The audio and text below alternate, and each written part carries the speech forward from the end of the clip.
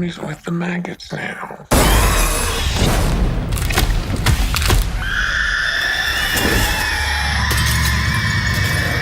Hello everyone and welcome to the Bitter Popcorn, and today we're gonna talk about the movie Evil Dead Rise. The whole attraction of bloody chaos awaits you, which successfully shakes up the horror genre.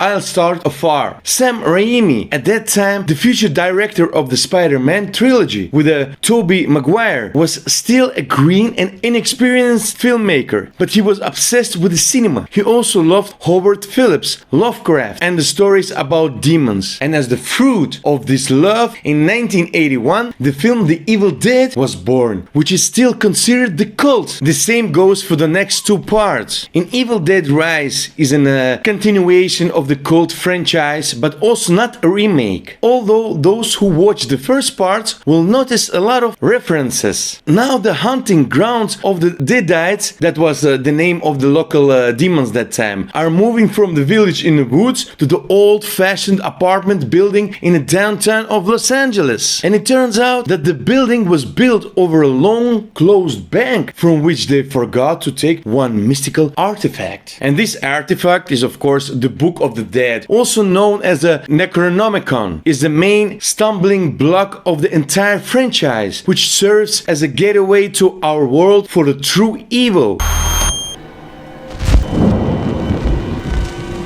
Canon Damien Shanahan. Its pages contain ancient rituals. The new edition, bound in human skin, was locked in a jar along with several plastic recordings from the last century, with warnings from the priest about the danger of even looking into it. And then a powerful earthquake occurs, creating a passage to the bank buried under the building, and curious teenager living with a family on the 13th floor finds a book along with the records. Everything that follows can be described as a bloody chaos, escalating until it's reached a stunning climax. And that's in a good way. I was skeptical about the film because of the director Lee Cronin. Look at his past works and you will understand everything for yourself. But he just didn't have confidence. But after watching this Evil Dead Rise, I wanted to clap standing up. He showed that he can play strong suspense and excellent directing. Of course, this is not entirely his level because Sam Raimi and Bruce Campbell helped him. The latest Bruce Campbell played a major role in the original trilogy about the Evil Dead and the TV series Ash vs. the Evil Dead. The entire cast deserves a standing ovation. Everyone plays naturally.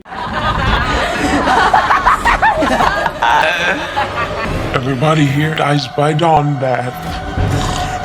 But Alyssa Sutherland, in the role of Ellie, deserves a special attention. She is the first victim of the local evil, and her playing of a demon-possessed mother is the best performance. You are really afraid of her.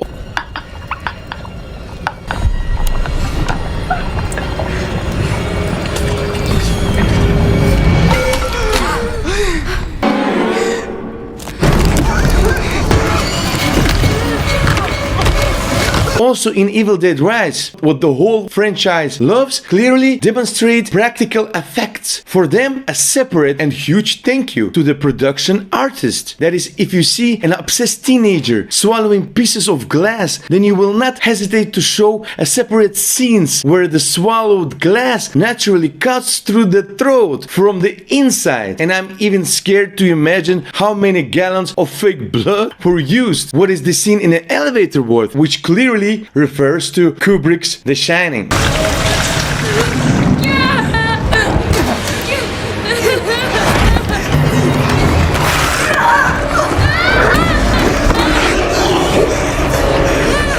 Operator and the installation specialist also create some kind of otherworldly magic. Since almost all the action takes place in a shabby but spacious enough apartment, the scenes can cause claustrophobia, shocking to the point of convulsions. The scenes where you and Beth are watching through the peephole of the door of the devilry going on outside, it is something with something. And at the moment when the name of the movie appears against the background of the girl hanging in the air, you'll just bite your fingers off. And my deep deepest respect to the sound engineer who plays great with silence and concurrently with our subconscious. And if you hear my review and you might get scared and you may get the feeling that the picture is perfect and all the horror lovers need to watch it, it is not exactly like that. Firstly, as you understood from all that has been said, you are waiting for the very naturalistic bloody scenes that make you want to twist and turn whole and close your eyes. This fact already makes this movie very impressionable. Secondly, if you like screamers, then you will be disappointed here too. The film crushes, inflates,